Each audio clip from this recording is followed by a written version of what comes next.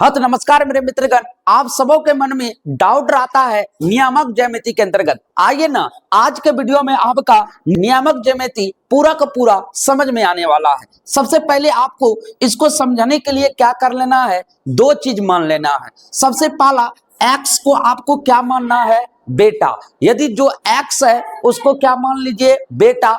इसके बाद जो आपका y है इसको क्या मान लीजिए, बहू। क्या मानना है मैथ में हर एक दिन मानते हैं, लेकिन आज मेरा बात मानिए।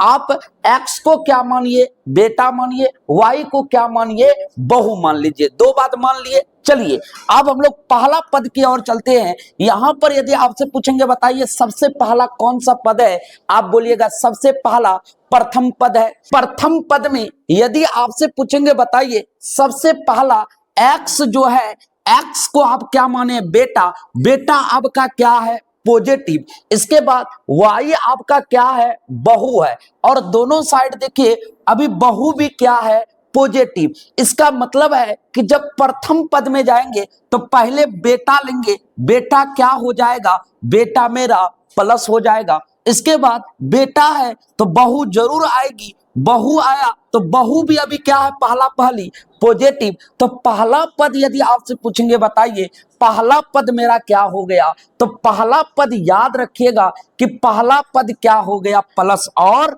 प्लस। तो पहला पद क्या हो गया, प्लस और प्लस। तो फर्स्ट क्वाड्रेंट में यानी कि प्रथम में यदि आपसे पूछेंगे बताइए क्या होता है, तो पहला में प्लस और प्लस। अब चलिए प्रथम पद जब समझ गए तो द्वितीय पद में चलते हैं। जब द्वितीय पद में आएंगे तो आपको इसी तरह से सबसे पहले आपसे पूछेंगे बताइए इस घर में बेटा है और इधर बहू है। आपसे पूछेंगे बताइए पहले बेटा की पहले बहू। आप बोलिएगा जब तक मेरा बेटा नहीं रहेगा, जब तक मेरा बेटा नहीं रहेगा तो तब तक बहू तो आने वाली नहीं है। तो बेटा यदि आपसे पूछेंगे अभी आपका क्या हो गया है, नेगेटिव। अभी बेटा आपका क्या हो गया, नेगेटिव। नेगेटिव मतलब माइनस में। लेकिन बहू जो पहली बार थी वो अभी क्या है, पॉजिटिव। तो पहले आप अपना बेटा को लिखिए। बेटा आपका क्या है, नेगेटिव, और बहू आपका क्या है, पॉजिटिव। तो द्वितीय पद में यदि आपसे पूछेंगे बताइए क्या हो जाएगा, माइनस कोमा क्या हो जाएगा, प्लस। तो द्वितीय पद में क्या हो गया, माइनस और प्लस। ये मेरा कौन सा क्वाड्रेंट हो गया, सेकेंड क्वाड्रेंट। आइए अब थर्ड के पास चलते हैं। अब थर्ड के पास तो ए और ये दिखाई दे रहा है, तो सबसे पहले आप अपना बेटा लीजिए।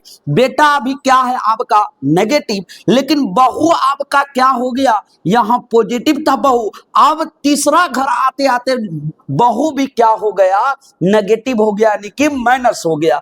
जब तृतीय पद में जाइएगा तो पहले बेटा तब बहू। मेरा कहने का तात्पर्य है पहले एक्स डेस तब वाई डेस। एक्स डेस यदि आपसे पूछेंगे बताइए माइनस, वाई डेस भी क्या हो जाएगा, माइनस। पहले बेटा लिखिए यानी कि पहले एक्स तब वाई, एक्स डेस माइनस, तो वाई डेस भी क्या हो गया, माइनस हो गया। तो तृतीय चतुर्थांश में क्या हो गया, थर्ड क्वाड्रेंट में क्या हो गया, माइनस और माइनस। अब चलिए ना इसी तरह आप अपना चौथा क्वाड्रेंट चलिए, यानी कि चतुर्थ पद में जाएंगे। यदि आपसे पूछेंगे बहू है और बेटा है, सबसे पहला बेटा की बहू, आप बोलिएगा पहले बेटा तब बहू। इसका मतलब है बेटा आपका क्या है, इस घर में पॉजिटिव था, तो पहला क्या होगा, प्लस। अब की बहू भी अभी क्या है, नेगेटिव हो गई है, तो नेगेटिव होगा तो माइनस। चतुर्थ क्वाड्रेंट में यदि आपसे पूछेंगे बताइए क्या हो जाएगा, तो चतुर्थ क्वाड्रेंट में प्लस और क्या होगा,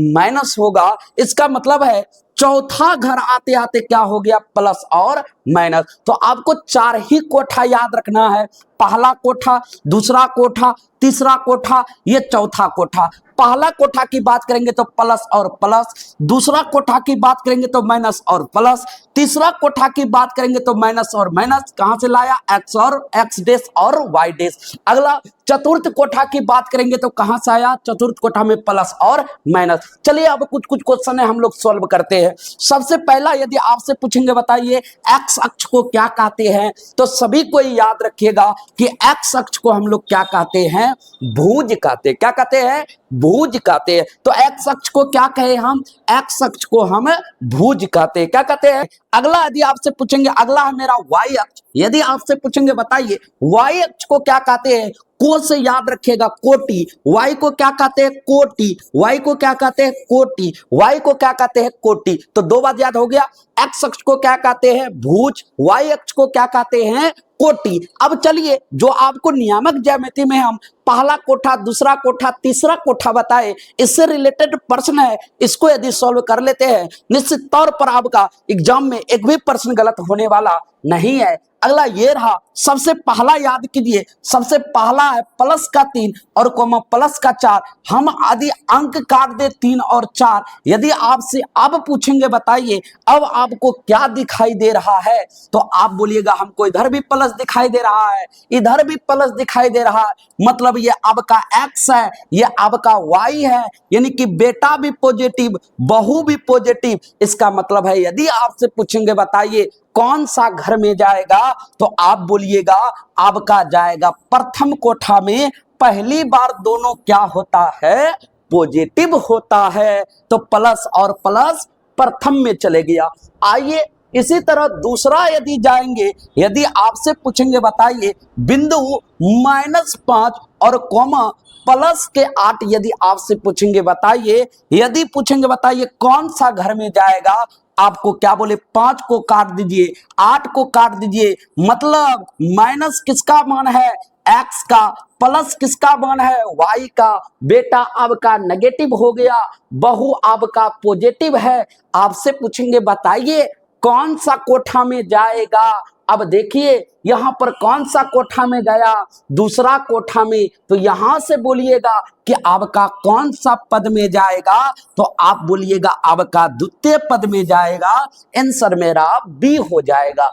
चलिए अगला प्रश्न है, इसी तरह है, दोनों में आप माइनस लग गया। हम बोले पहले अंक काटिए, 6 को काटिए, 8 को काटिए। अब बताइए x भी यानी कि बेटा भी माइनस और इधर भी माइनस, बहू भी माइनस, दोनों नेगेटिव। आपसे पूछेंगे बताइए दोनों नेगेटिव कौन सा घर में जाके होता है, तो आप बोलिएगा दोनों नेगेटिव तृतीय घर में जाते जाते क्या हो जाता है नेगेटिव हो जाता है। तो तीसरा घर इसका क्या हो जाएगा सही हो जाएगा, बेटा भी नेगेटिव, बहू भी नेगेटिव। अगला चलते हैं, अगला है प्लस और माइनस। यदि आपसे पूछेंगे बिंदु +9 है तो काटिए, -11 है तो काटिए। अब बताइए क्या बचा, x प्लस में और y माइनस में, बेटा प्लस बहू माइनस। यदि आपसे पूछेंगे बताइए ऐसा कर्म कौन सा घर में होता है, ऐसा कर्म चतुर्थ वाले घर में होता है,